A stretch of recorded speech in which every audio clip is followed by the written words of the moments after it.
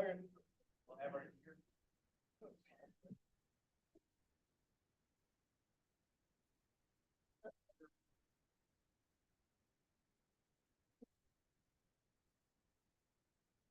have your laptop open. Do it. All right, the time is 7 p.m. We'll call this meeting to order. Would everyone please rise for the Pledge of Allegiance? I Pledge allegiance to the flag of the United States of America and to the republic for which it stands, one nation, under God, indivisible, with liberty and justice for all.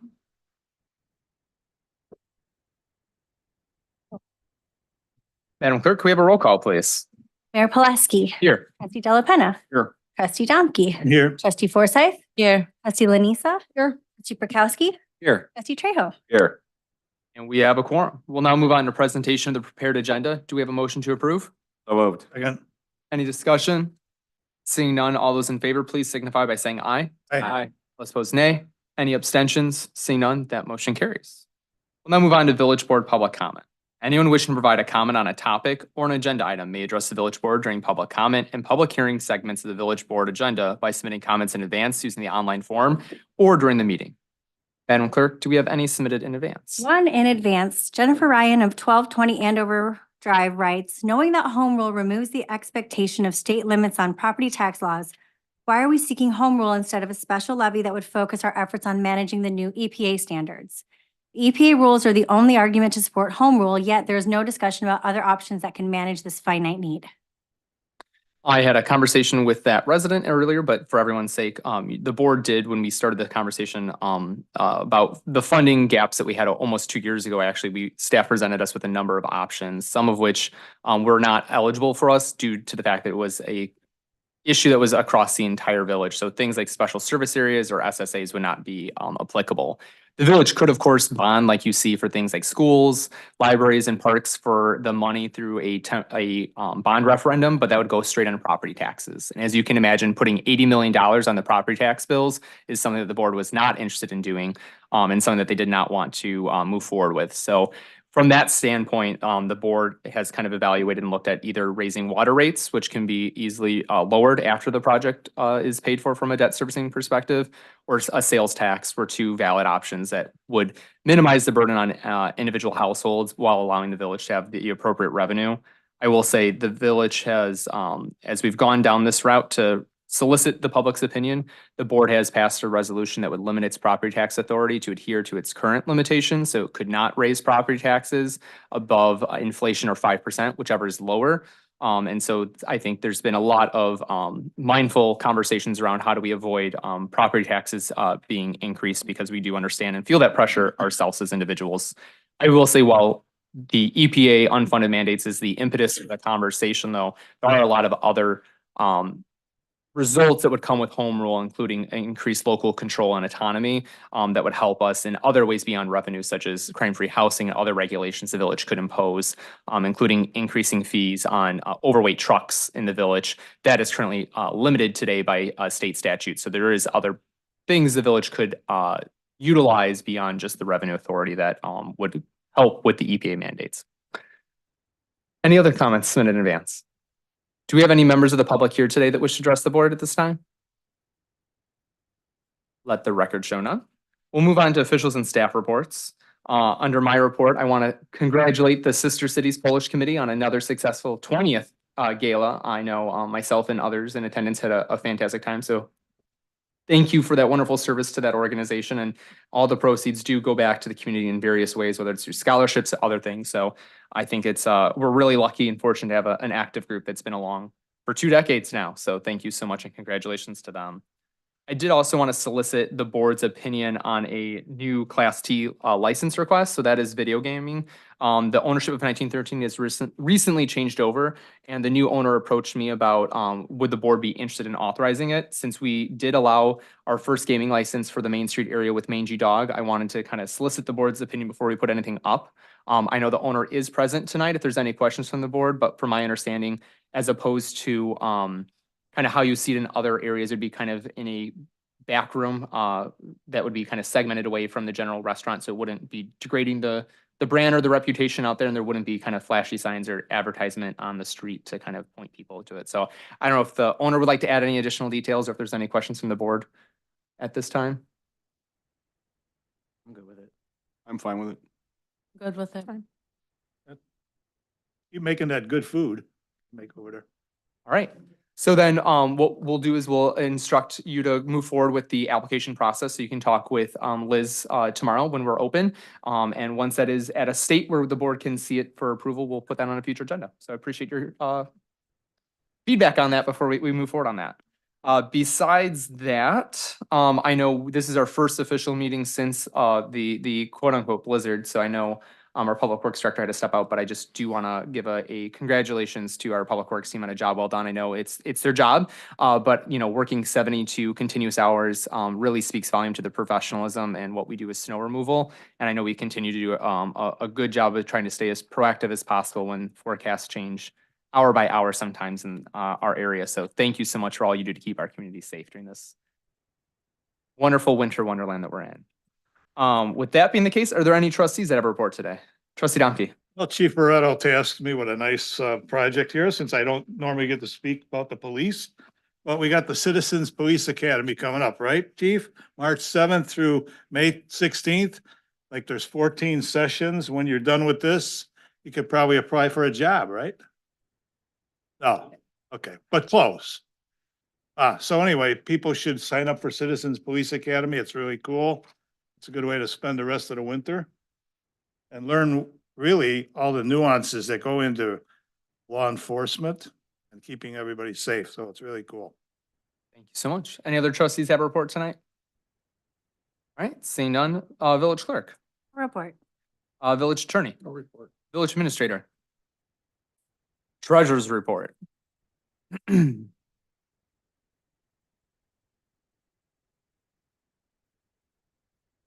to close out last year.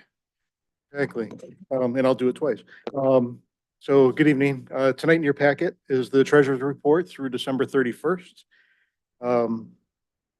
We live on the cash basis and adjust to the accrual basis at year end. So this is where we were just a couple weeks ago when I printed the reports. And then through February, March, before the auditors get here, we accrue revenues, accrue expenses, and kind of close out our books just before they get here. So a follow-up to this report will be provided in March when our books are handed over to the auditors. So you will see some changes. These are not final, these numbers, but through December 31st, so far, our revenues in the general fund are at 107%.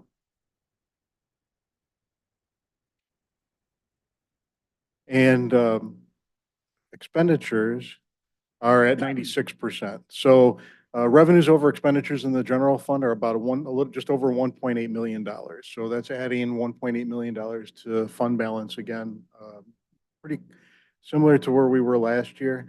Again, these numbers will change. We do have bills coming in that will continue to come in and we'll pay. We will have some revenues that will accrue as well. But just wanted to give this to you. We generally see this come down, but right now we are at $1.8 million over revenues over expenditures. On page 2 of my report, you'll see that some of the revenues have not matched the budget. Some of those like business licenses, vehicle stickers, video gaming. Well, video gaming will still be accrued a little bit, but they just didn't match our expectations, but they weren't too far off.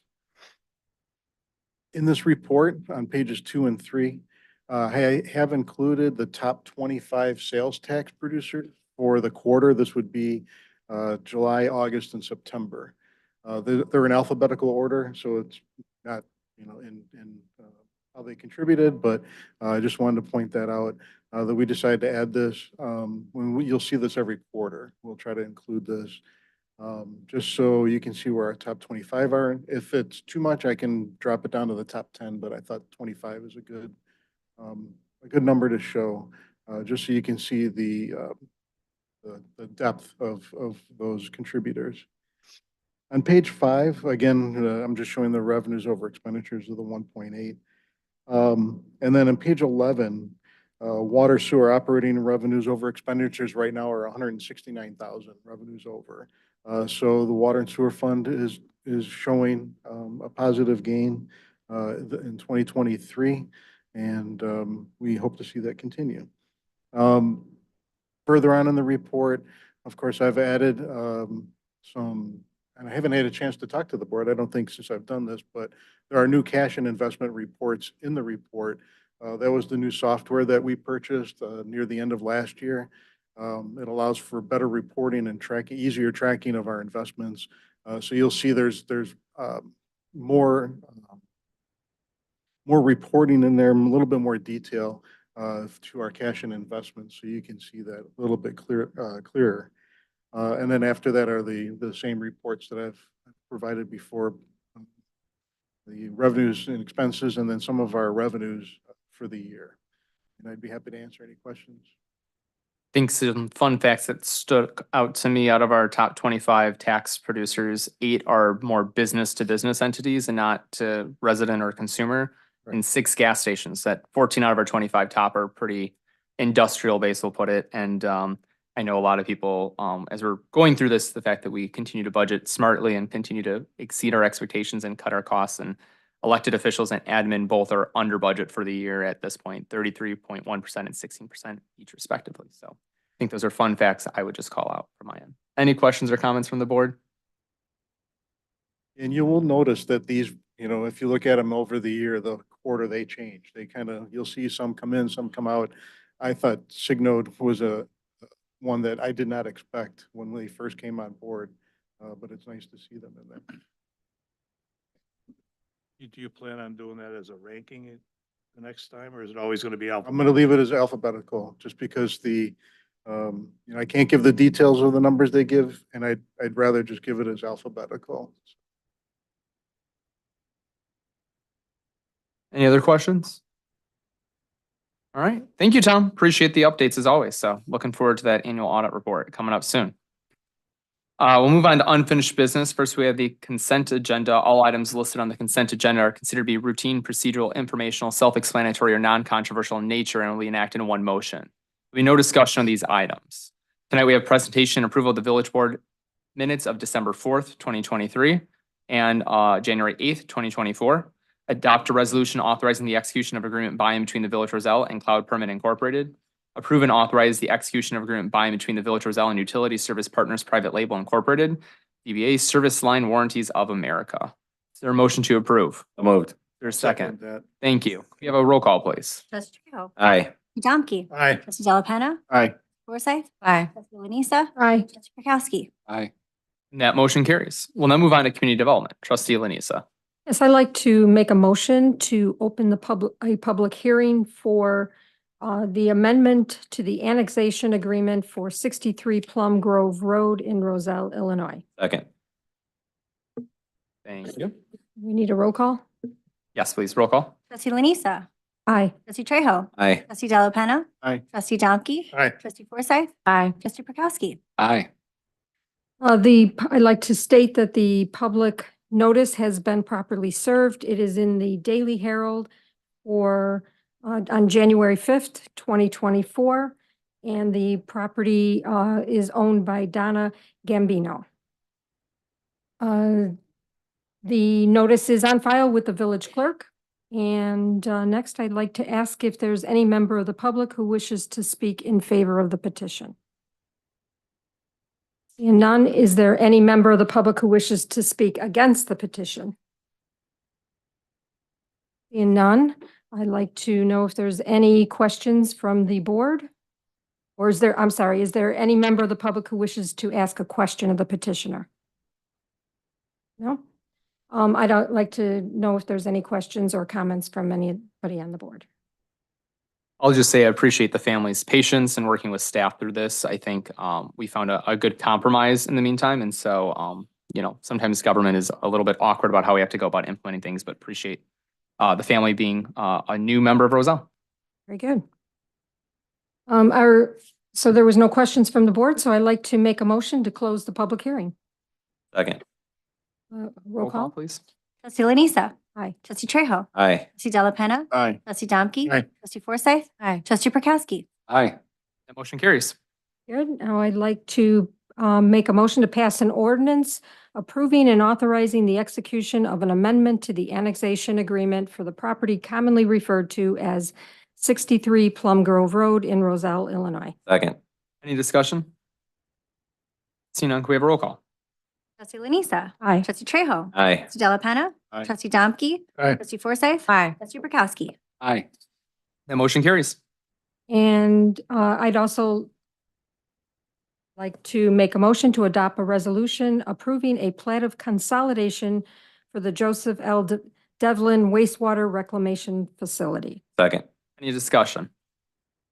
Seeing none. How did that end up being different lots? Karen, Bricks. We've bought the properties over multiple different purchases. So the first property we purchased was in 1928, I think. And then there were purchases made in the 50s, 60s, and 70s from individual property owners. And there's no reason to keep it that way, I wouldn't think. Okay, thank you. Any other questions or comments? We have a roll call, please. Trustee Lanisa. Aye. Trustee Trejo. Aye. Trustee Delapenna. Aye. Trustee Domke. Aye. Trustee Forsythe. Aye. Trustee Prokowski. Aye. That motion carries. That is all.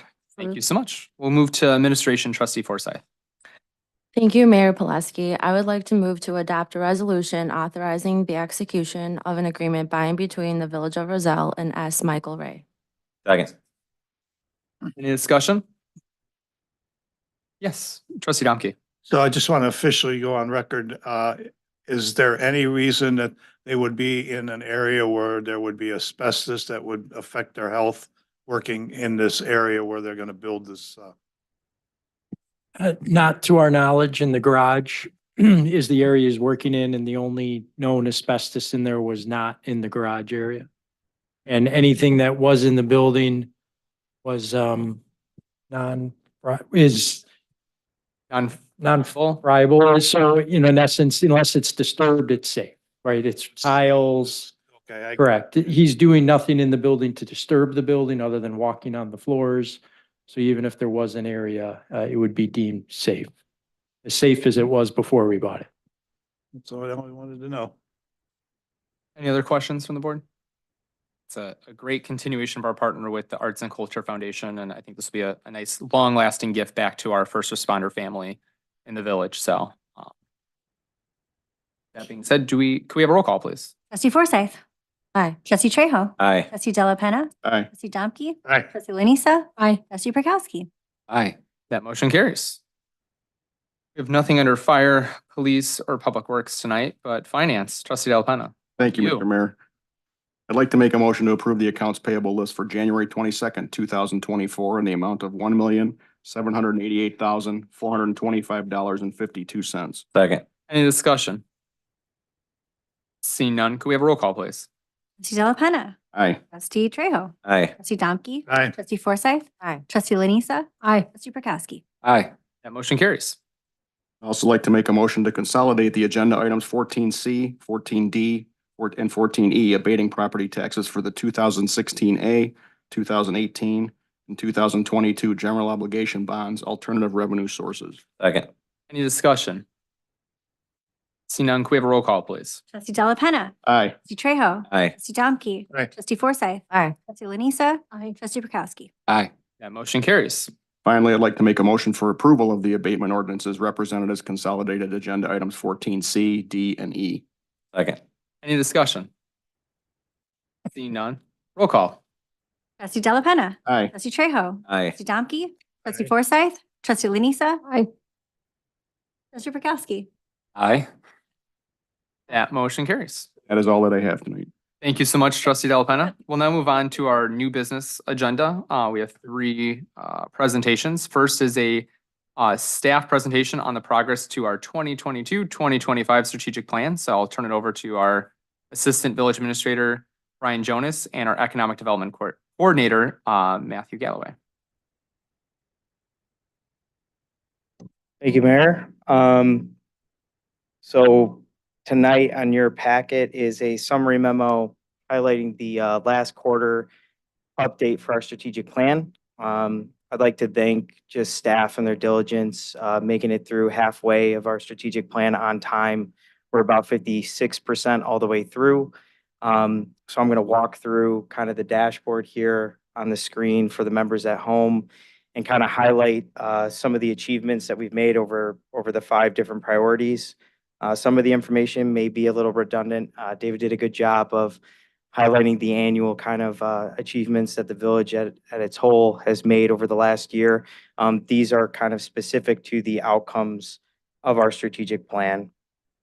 So there's one kind of error in my memo just because of after it was published, we made a change to one of the initiatives. So we actually combined a financial stewardship initiative with a customer experience initiative.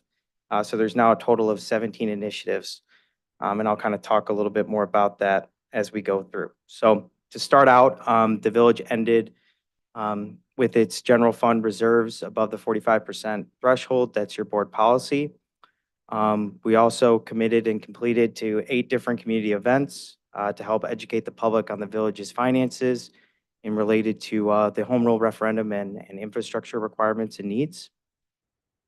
We closed out the year, as you recall, David mentioned a little over 4 million in grants that were awarded last year. Out of that 4 million, about 3.95 were dedicated for construction to focus on the outcome to apply for construction grants. And we also combined an initiative that was focused on educating the public of the village's finances with the overall community relations strategy. We're already working on educational kind of approaches and just different strategies and policies surrounding on how to better educate the residents and customers about what the village does and how we do it and the reasons behind it. And then we also have a fee schedule that was presented to the administrator, and we're kind of holding on to that until the outcome of the referendum. For the focused redevelopment priority, staff received direction from the board in regards to annexation agreements and the extension of the utilities along Lake Street, which you'll hear an update regarding those annexations from Matt after my presentation. And we also had our second annual business meetup event that was held in 2023. So we'll talk more about kind of what the economic development plans are for this year when it comes to additional events. As you can see, our occupancy rates remain above the benchmarks that we established and are looking healthy for the retail, industrial, and office use. And then you're also going to receive an upcoming agenda regarding the TIF district development opportunities. So primarily focused on the item on tonight's agenda, but also just we have other updates to make in regards to the village-owned parcel and other opportunities within the 3 TIF districts of the village. For reliable infrastructure, out of the 8 community forums, 4 of those were dedicated to the infrastructure and capital funding.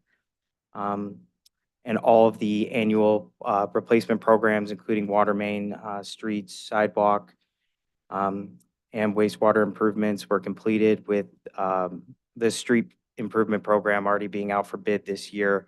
And then other projects will be bid out accordingly over the course of the year. And as you know, the CIP was presented and adopted by the board as part of the fiscal year 24 budget. And final design of the Devlin and water main or Devlin and Boterman projects will be presented in the upcoming month of February. And then from a technological standpoint, asset management solutions have been identified by Public Works. So they're looking at kind of the top providers in the industry, and they've started the discussions, and demos will be scheduled and interviews will be completed in the first quarter of this year. For operational sustainability, we presented the staffing plan to the administrator, and that was incorporated into this year's budget. Some outcomes of that came in the approval of the new addition of an assistant finance director position and additional $100,000 invested for human infrastructure in regards to professional development. We also transferred all the primary software and hardware used by the village into the Information Technology Fund to better track just usage and to help with the evaluation process of how we make recommendations or changes in regards to technology solutions. We completed a couple new enterprise-wide trainings this year, and also just residual additional trainings in regards to ergonomics, stress management, sexual harassment, cybersecurity, a new HR supervisory training for our management band. And we also received a high amount of responses for our employee engagement survey. So over 43% of our staff responded to an internal survey to kind of gauge just their interactions with other employees in the village, opportunities that they see for professional development, encouragement that they get from their peers and supervisors. And that kind of led to the discussion surrounding what the board ultimately approved last year, which was the new family care leave benefit. And it also was in tandem, kind of educated throughout our organization in a different way from a top-down approach from Jason and David, kind of meeting with staff and educating them on the organization's goals and just changes that we're looking to make. For customer experience, kind of move forward with some of the communication strategies. Obviously, the board's aware of all the community events that I talked about in regards to the home rule referendum and infrastructure requirements. But really, this is to kind of, in a totality, in a snapshot, gauge kind of the communication strategies and policies we have to better educate residents and customers just on the core functions in the village, and to make sure that our messaging is clear and that we're reaching the right target audiences. With that comes the kind of justification, just the continual use of the village's survey solution, Polko, which the board entered into a 2-year agreement last year. And we've launched a multitude of surveys using that software solution, including kind of some feedback surveys in regards to our newsletter content, our website, to try to make sure people understand and give us feedback if it's not navigable, or if they're looking for additional information, or if they can't find something, or if they just have suggestions. We also launched a business needs survey, our employee engagement survey I talked about, and then also some surveys in regards to the infrastructure forums. And then as part of the customer success technology solution, the board approved just now the agreement with Cloud Permit. So we'll work on the implementation timeline of that, and also just continue to use this initiative to just continually evaluate the software that we use for our day-to-day operations, and to make sure that we're looking at all advancement opportunities in a strategic sense. So the Q2 fiscal year 2024 progress report will probably be placed on either the end of March or early April agenda. And we're going to meet as staff to kind of get refreshed and hit our initiatives that we have slated for completion before that, to make sure our updates are well prepared for the next progress report. But if there's any questions in regards to just any of the outcomes, the achievements, or the initiatives themselves, I'll be happy to answer. Any questions from the board? Trustee Domke? One little one, it's not about this, I never asked this before, but you do a lot of internal measurement of yourself, but what about external measurement of us? You guys, like Emily, do you get any like positive feedbacks from residents that we could share with you could share with the board that suggests that all of this is working? That, you know. Yeah, I mean, if you're thinking from like we get a lot of feedback from residents. We could probably collate those into a report for you. Be nice to see, you know, that, Yeah. I know we're doing good internally, but you know, how does it relate to the normal guys and gals out there, you know? Yeah, I think, you know, we've launched a couple of these surveys and we've embedded, to me, it's the feedback kind of solution, or our initiative is to really embed these interaction tools just to a get that portal. feedback. A portal that residents can go to and kind of complain or praise. And you could kind of measure some of this stuff, you know, rather than look on Facebook or, you know, all these other areas. Maybe we should be more open to taking feedback. Yeah, we have those opportunities that already exist. I think this is more about advancing them. Like with our new building software solution, we're going to have a better opportunity when somebody completes a permit, for example, that will have like an interactive feedback option, like once they're done with that process, that we didn't have before. But we do have concern forms, other surveys, other engagement opportunities right Be now good to that see do that. exist. Yeah. Would be good to see that. I think the other thing is when we give more awareness and more people are engaging with us, we're probably going to get just more feedback in general, and it might generate more questions than praise. And I think what I've seen so far is we've been getting a lot more hits from residents. And so I think that means that they're paying attention and we're hitting them where they're at, which I think is a good thing overall. So, Okay. Just a thought. no, great question. Any other questions or comments from the board?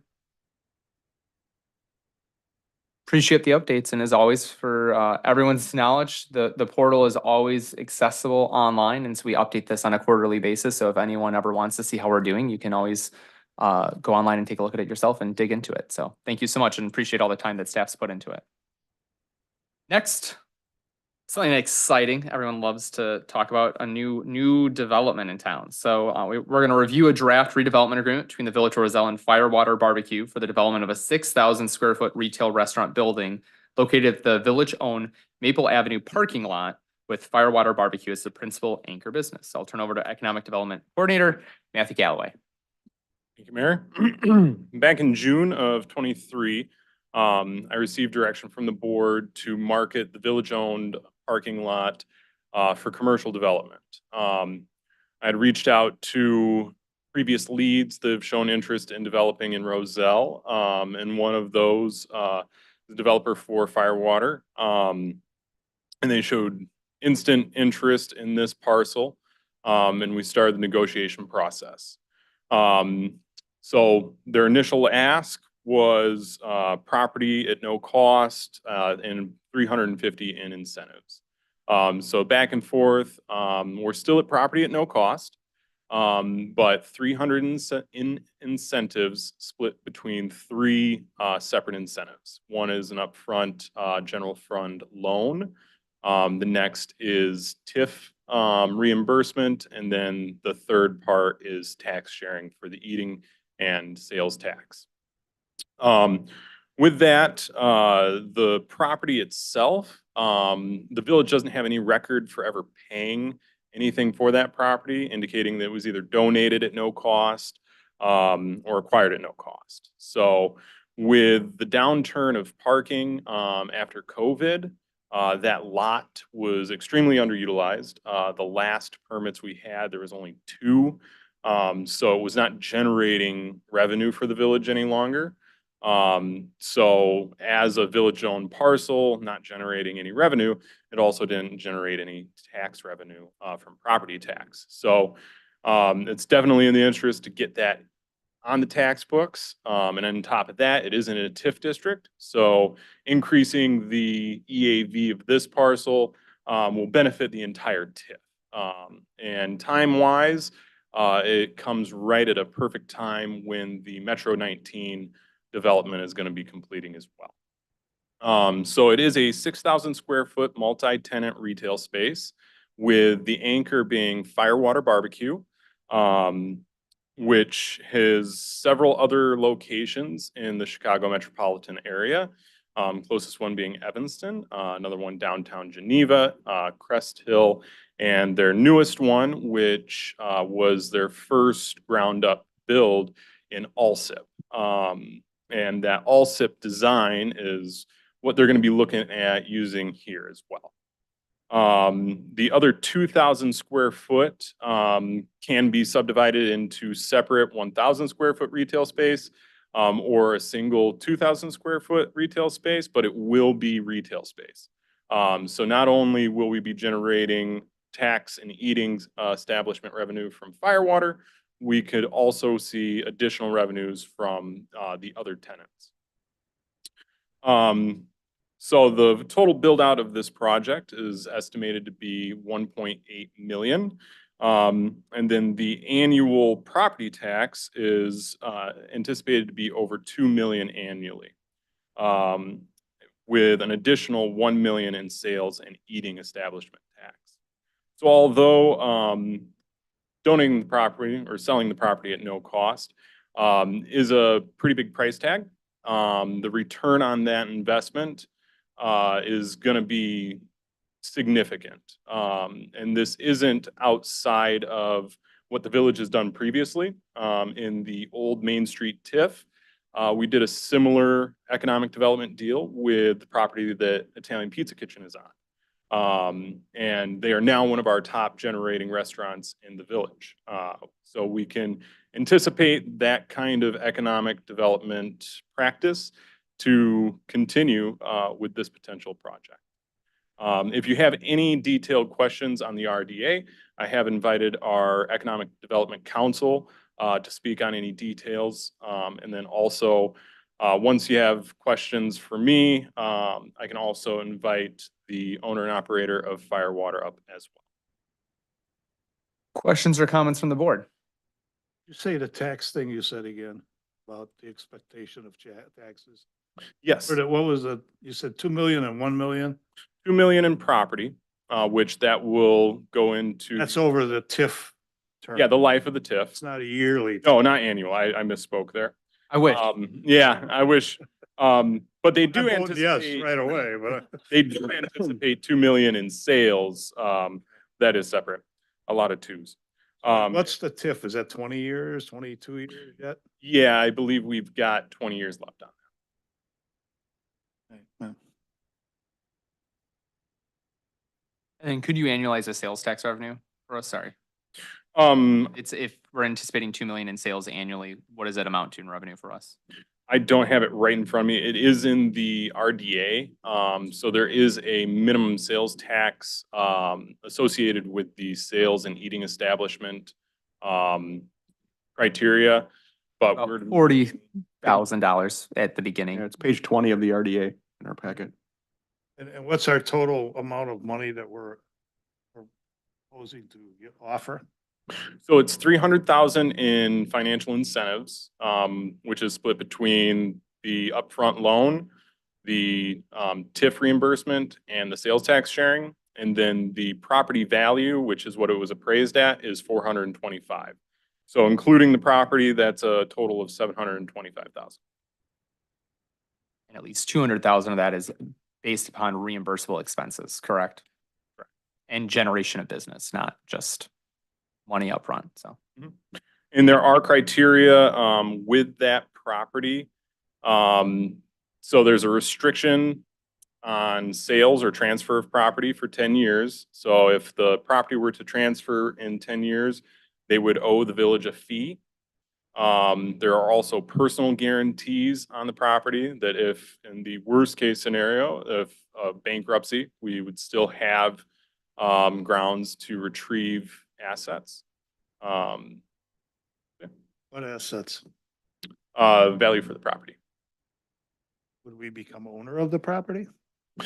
We do have a buyback provision. So if things went wrong, we could buy back the property at the value that was invested into it. So if they started building, we would have to cover the cost of that. Other questions or comments from the board? Just let me ask one question, David.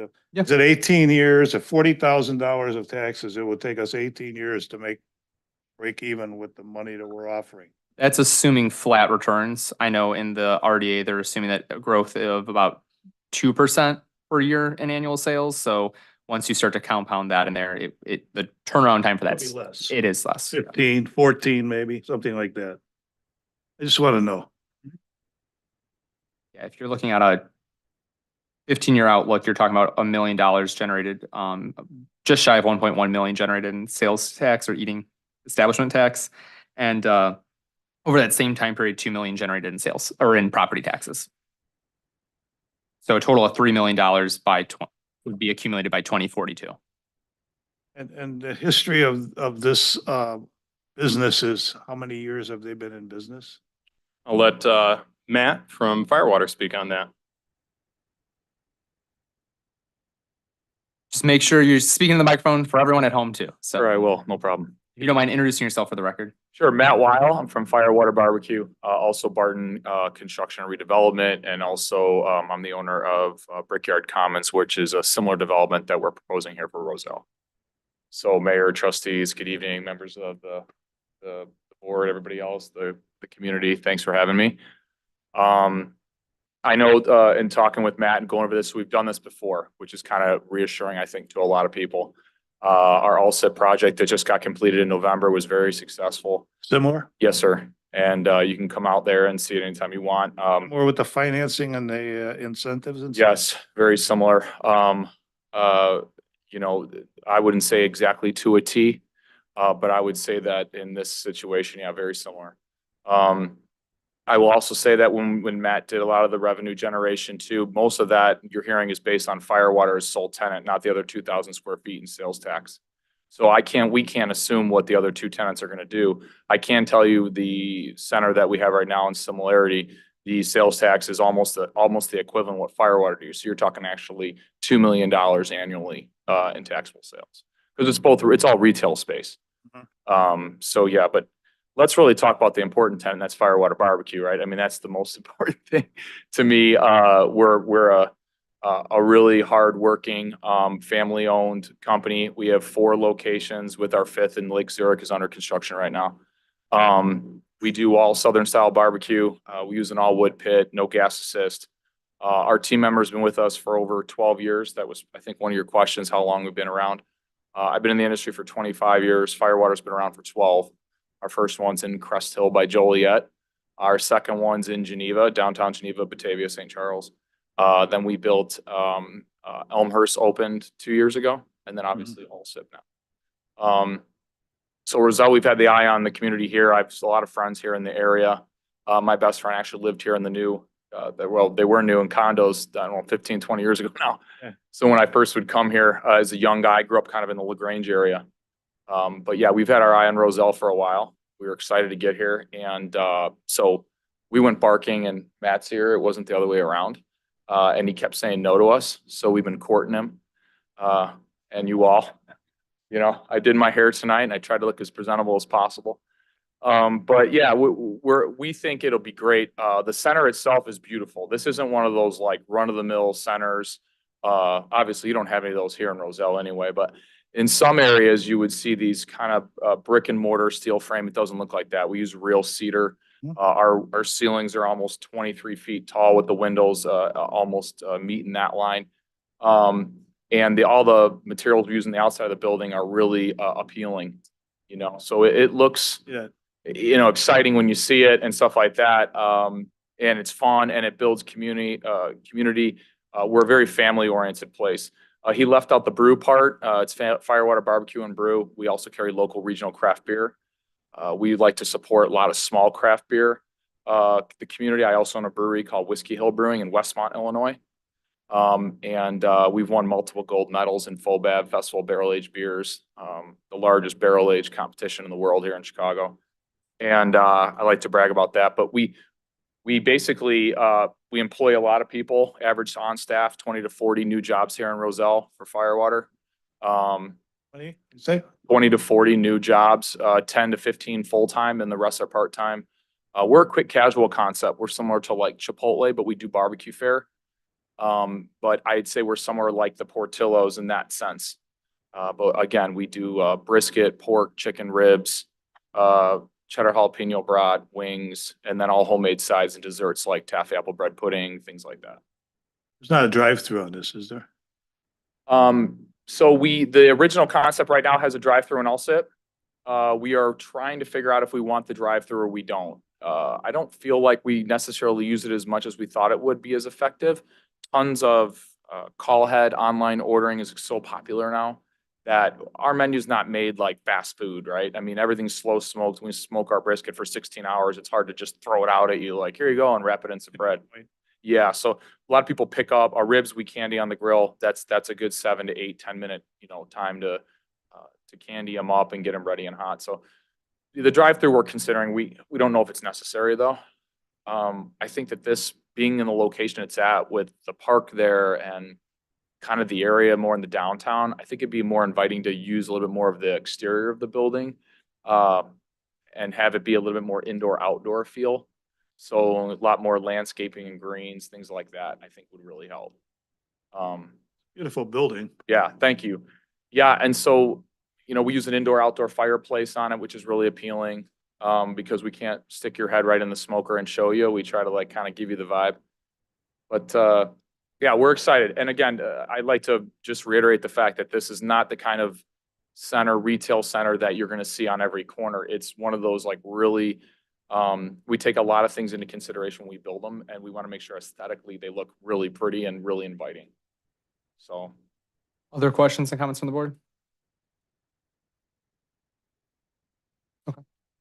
I know that we related it to IPK and we knew IPK before they moved in, so it was kind of like we knew them.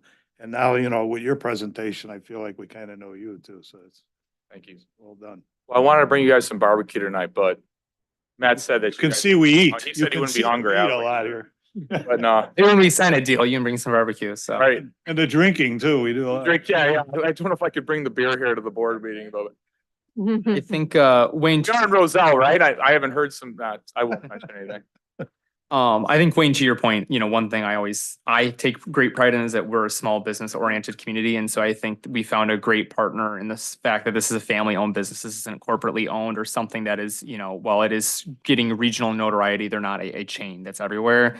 And I do want to express that Matt and I specifically take great sensitivity when we're bringing in something that could be competition to our existing businesses or ones that are out there. So I spoke to a lot of our businesses that are in this space as well as adjacent spaces, and they all welcomed it and actually said this is something different if they were in barbecue. It's not what they do, so there wouldn't be direct competition. But also that, you know, when you bring more things to town, that attracts new and different people, and they may go to their place first, but maybe they go try 8,000 miles or they try another place later on because they came to Roselle. So in the initial kind of anonymous, there's a barbecue place and this is what they do, how do you feel about it feedback, there wasn't any pushback from our community from the business side. Well, and when Metro 19 happens too, we can have a lot more folks walking around looking for something. like Over a bridge maybe, right? Yep. Yeah, exactly. Yeah, and that's really important. Actually, what the mayor just said there is important too. I'm also owning a brewery and also owning a Southern style barbecue concept or restaurants and all that. It is very communal. So you never want to go and open up across the street from another guy that has a barbecue place. Roselle was kind of like, that was one of the things when my commercial guy that we work with, we were entertaining multiple at sometimes. And I was like, hey man, Roselle's a spot. Like I don't see a lot of other people. We're not going to hurt anyone else's business too much. It's like opening a brewery across from a brewery. I guess that maybe isn't as perfect of a similarity, but in barbecue, it's definitely like, you know, it's only how many cents to go around. So yeah, I do feel like Firewater really fits well with the community here. Any other questions or concerns about the development agreement as proposed or the business use? Is there a consensus to move forward with the agreement as presented? Yes. Yeah. Okay, I only have one question, one comment then. So I guess my one question is, have you any idea, obviously it's early on, but if you were to move forward for that additional space, are you courting other restaurants? Like what is your target market that you're thinking about to be co-tenants in this? Yeah, so what was great is that I've gotten a lot of already some input from Matt and others here with the village about local businesses that are looking to either expand or maybe move to get in more of the I guess you'd say the downtown area here. So yeah, they're definitely retail. We have one of the local coffee shops, right? And I think Matt could probably help me a little bit with that because my commercial consultant who works with me, Mel, isn't here tonight. He's in South Carolina, that dog, playing golf. And but yeah, we've got 3 or 4, and we're talking about a coffee roaster and coffee spot. We were talking about a bakery, which was a big one, and then there's a local deli that was a big one.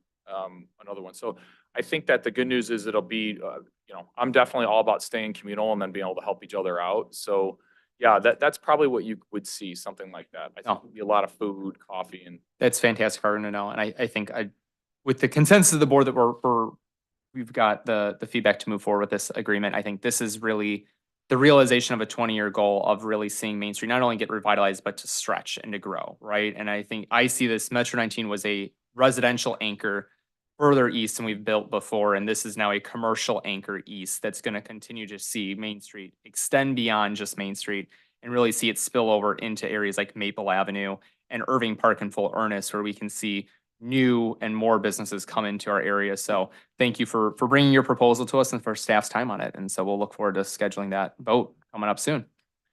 again, Thank you. Trust the process and it works, right? It's nice when we can get to this kind of a moment today. Matt, we'll do an update on Lake Street. Hopefully we can keep the good times rolling. So, but no pressure. All right. Back in September, got direction from the board on proposed extensions for utilities along the south side of Lake Street. We got engineering estimates on that, and the total cost to build those extensions from 1325 Lake Street, use the old Case Foundation site, to the corner of Gary and Lake is about 1.6, 1.7 million at the least. So with that, board also directed that we needed some annexations. We're in negotiations with 3 properties. And if you look at the map, we're in negotiations with Woodland, Mr. Fox, and Auto Select. We've presented tax sharing incentive to them as a proposed incentive to get them to annex. A couple of them have shown more interest in the village covering costs to connect their existing buildings to utilities once they're available. So constructing those laterals or paying for the construction of those laterals. So I'm here in front of the board to seek direction for that. But also wanted to let the board know that Auto Select, they are intent on developing a new building for their used car and rental business. They had an existing business in Chicago, sold that off to buy the property out here and redevelop that site. So with these annexations, there is going to come new development. And those utilities are a key piece to seeing any new commercial development on that south side. Woodland, they have discussed development, but have not made that big step yet. But they understand that any development that is going to take place in the future on their property is going to need utilities as well. So they're very focused on the utility aspect of it. And once that site has utilities, it does increase the viability of that property to develop into either a commercial center or a similar use. So with that, would the board consider paying for the construction of utility lines for these businesses as an incentive in lieu of tax sharing? Any questions or comments from the board? One, you want to go into a little more detail on how we would possibly collect sales tax for a couple years before we had to pay for the? Yeah, so if any of these businesses annex into the village now under a tax sharing agreement, or just in general, we would receive their sales tax like we do any other business. So with projections on current projects going on Lake Street, so IDOT's doing a big project along there. We don't anticipate being able to extend utilities before 2026.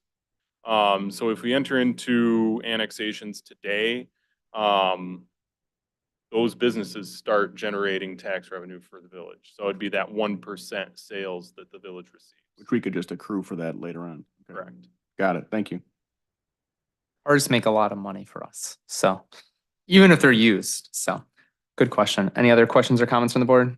Trustee Domke? Front money or money coming later? Is that how it is? It's like we pay up front and then we don't worry about anything else, or we. Little bit of the reverse, I would say, where we cover the upfront costs, but those upfront costs are deferred, right? They're not going to happen day one. They'd happen in a couple years, but we continue to reap sales tax revenue and we keep all that versus other agreements we've entered into in the past where we abate or give all that back to the business itself. So we keep all the money and we have to own up to our end of the bargain in the future years once we're able to actually construct the utility connections. So this is, we would pay for the infrastructure. And then we get reimbursed through the sales tax. Is that what I'm saying? Actually, the reverse of that. Pardon? The reverse of that, we get the sales tax before we pay for the infrastructure. Okay. Now, I will be clear that 2 years of sales tax from these businesses won't pay for the entire infrastructure improvement, but we would have a good chunk of money to put towards that through this. Trustee Prokowski? Also, just take into account that then it will also be on our property tax rolls. So we're just talking about the sales tax and I think even just like the car aspect of it with this projected sales, what is it coming out to about projected 70,000 a year just from the sales tax, not including the property tax, which again, like the sales tax, will start kind of accruing as soon as it's annexed in our territory, even before we build anything. Can I ask another? Yeah, question? absolutely, Trustee Domke.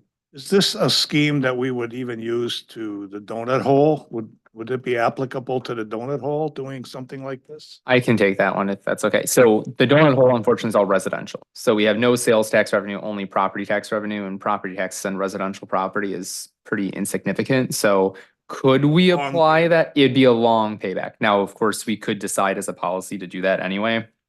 For continuity's sake, I think that's something that we could absolutely do. And I think from a commercial perspective, we know this part of Lake Street has been underutilized. And so I'd say, do I think used car dealership is the maximum potential? No, but being in the Village of Roselle means whenever they do get redeveloped, we now have a say and we have a seat at the table versus now we have to sit here and kind of watch these businesses or property owners sit on really valuable land and not capture anything today. But on it now, just one thing, on a psychological level, if you're trying to make an incentive for someone to come into the village commercially, that's, we also want residents to come into the village psychologically too. So it has some implication. It's not dollars and cents. It's not even dollars and cents. Sounds like you're volunteering to take Trustee Berkshire's old seat on the annexation committee with Trustee Lanisa. So maybe we'll talk about that later. That's not necessarily. You can head it up. But your point's well put. So I mean, if we have that desire to show to businesses, you know, we should be giving some incentive to residents to come into this village and quit sitting around there with their well and septic systems. Trustee Lanisa, you had your arm up. And Matt, I'm looking at the businesses along the corridor there, and one of them looks to be the Bloomingdale Fire Department, Yes, that's Bloomingdale Fire District. Fire District. Correct. So they obviously, are we annexing them? It would be an option, but I think an easement for utility construction would probably be the most likely route for that property. And I will say, we've been having conversations with them on a number of different topics. So we're continuing to just have open conversations with them. Okay. So. And for those of you at home who aren't familiar, we actually have a number of fire districts in Illinois that are independently operated with their own elected boards and are essentially led by a fire chief. So Roselle's fire department is actually under the village organization. Bloomingdale, it's a separate entity. Every municipality is a little bit different. So add that to your Illinois municipal bingo cards. So. And I'm assuming Bloomingdale Rescue is the same issue. So Bloomingdale Rescue is actually Bloomingdale Rescue and Towing. So it's more of a service property, but I am in communication with all property owners along that south side, and they're all at various stages of understanding annexation and determining if that's something that they'd be interested in. Trustee Domke. Does that also help you with the north side of Lake Street or annexation of some of those unincorporated properties there? So the north side, the unincorporated properties on the north side are a little further east. So it doesn't have a direct impact. Everything just across Lake Street to the north where we're You're speaking. strategically it could, right? Because we want. We're filling up the corridor, right? I think we're securing our westernmost gateway. To this point, I think most people already assume that corner is in the village, but it's not. So I think we're really making sure that we've secured this part of it. And as we continue to work through the Lake Street Working Group with DuPage County, Hanover Park, Bloomingdale, and ourselves included in that, we can have better zoning control to make sure that we are enforcing better and higher standards, which will at some point, I would hope, cascade down the whole stretch to have more uniformity. But this has been a white whale even Gale was going after. So to say I'm not tantalized by us actually sealing the deal, I would be lying. But I think this has been something that has eluded us for decades. So this is further than we've been before. 2 year. You got a barbecue place coming. Trustee Trejo. Just a question, I didn't see it in here, but do you have an estimate of how much sales tax those three businesses are currently generating a year? So two of them are between 50 and 60,000 annual, and the other was closer to 20. And that's sales tax anticipated revenue, correct? Correct. That's revenue to the village, correct. Other questions or comments?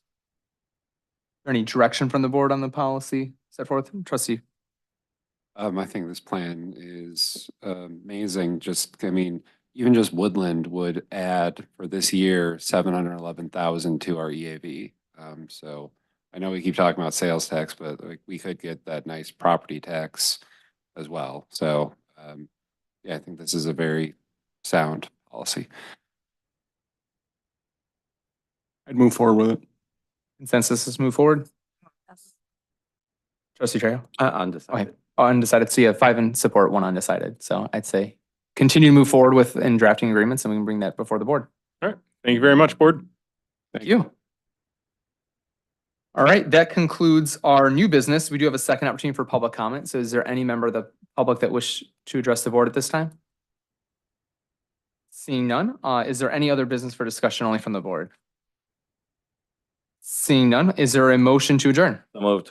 Your second? I'll second that. All those in favor, please signify by saying aye. Aye. All those opposed, nay. Any abstentions? Meeting's adjourned at 8:01. Thank you, everyone. Good night.